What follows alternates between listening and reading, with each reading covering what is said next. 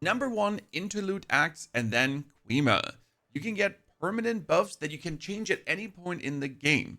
For example, the moment I arrive here, I might actually take the 5% bonus experience gain until I hit maps. I only lose some movement speed, global defense, whatever, it doesn't matter.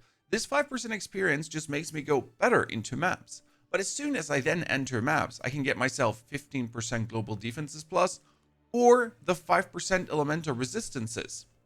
And you can change these at any point of the game, again, to whatever you need. The area with the pillars is always located at the bottom left side of the map, or at least to 90%. Number 2, the Glade, and then we're going to Crier Peaks because we're looking for Elder Madox.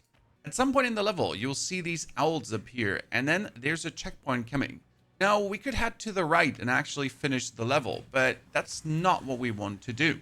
No, you're going to head to the left, and it's a woven path where these owls come down.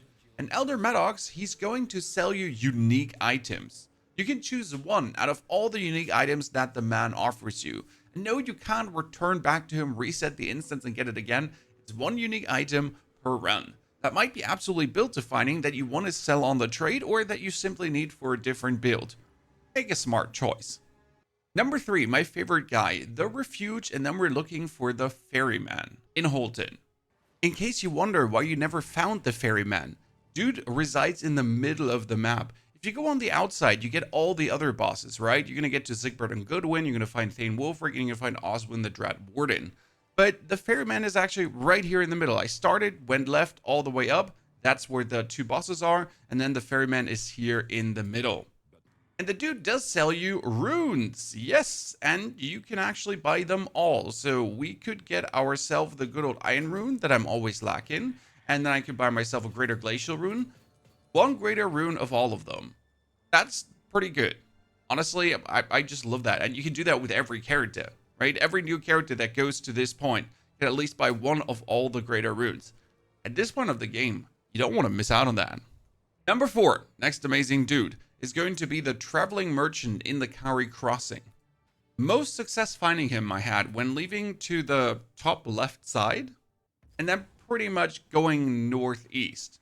Has more or less always brought me to him. The dude resides in a bunch of ruins, and then you'll see his wagon, and there's always a boss close by. Get them all down, get good loot, thank you very much.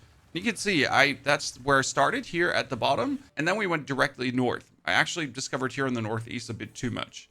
Man's selling you crazy magical stuff, and on top of that is rings. This dude does actually stock different equipment. So if you return here at some point, he'll have new stuff. And I've seen quite some crazy stuffs or want on him with +4 to spell skills and all that kind of stuff. Hell, alone getting a good ring that actually does have resistances you're looking for, or cast speed, or whatever great amulet. That's a 100 maximum life amulet. I'm 5% max. I'm going to buy that. I'm not sure what I'm going to use it for, but I'll keep this. The ring is not too good now, but the amulet I'll keep with me. Number 5, and this one is in Act 2, and they changed an existing bonus that I usually don't even remotely care about. Teleport yourself to the Valley of the Titans. And here you'll need the 2 statues to put into this dude, and you can get the charm charges gained, but from now on it's also +1 charm slot, or increased charm effect duration. And I don't think I have to explain you how great that is, and you can already wield 2 of them. A chaos resistance charm, a I can't get freeze charm, one of the unique charms. You'll get 3 charms as easy as ever. And the only thing you need to do for that is in the Cath first region, get yourself the 1 statue, and then in the Macedon Badlands first or second region, you get yourself the 2nd statue. Go around, kill some minions, then return to the Valley of Titans, make yourself to the middle of the area or one of the outsides, and that at the waypoint, you can get the permanent 1 charm slot. I usually ignore it, but I can't anymore. Back to Act 4, my favorite area. It's the Abandoned Prison. Most visually pleasing and improved zone I've seen. It's just so cool how the waves are crashing in and trying to drown you as you're going through the prison.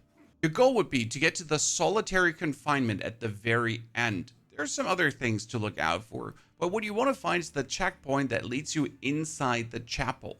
You'll get a key at the very beginning of the map, and it's rather easy to miss because just one left turn and you'll never get here.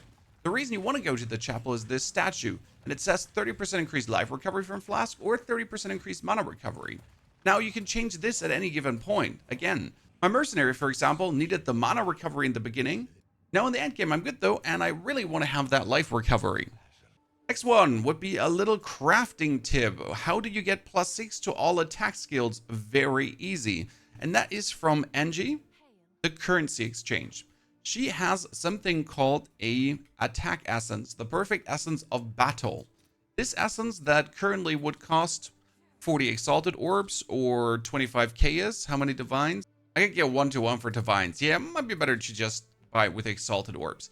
This perfect essence of battle removes a random modifier from a rare item and gives you a guaranteed a new modifier that is +6 to all attack skills, or on a one-handed weapon is +4 to all attack skills.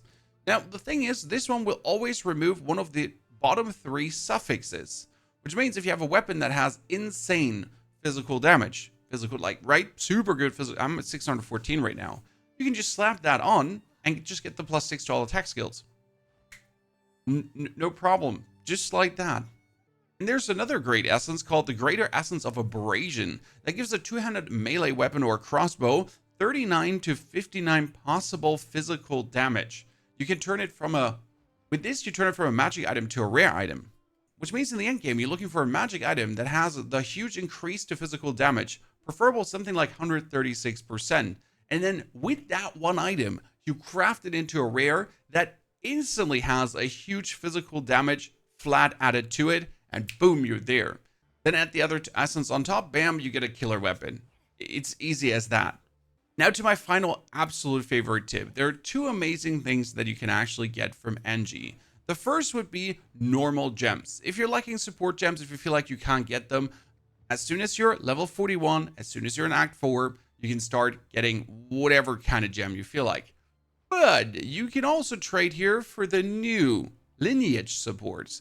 And since there are so many people playing right now, they're incredible cheap. For my Fisher Warrior, there could be KM's Madness, which is actually not good. I know some people seem to like it. This is not a good one. That being said though, it will cost me 3 exalted orbs. That's nothing. For the Mortar Merc, Ratha's Assault, that one is 39 exalted, because Ratha's Assault is quite popular. One that not many want, but many have, is Arakali's Lust, which says supported skills deal 6% more damage with hits for each poison on the enemy. And that would only be, well, I would pretty much get it for free, right? Like, I could 1.33 for 1 exalted orb. For 3 orbs, I get 4. Anything else you'd like to see added to the list? Put it in the comments below. Help others out. Did you find anything super cool that you'd like to share? Please share it with us. And if you're now looking for 2 amazing builds, the Mortar Merc or the Fisher Warrior, I got you covered. Enjoy and have a fantastic good day.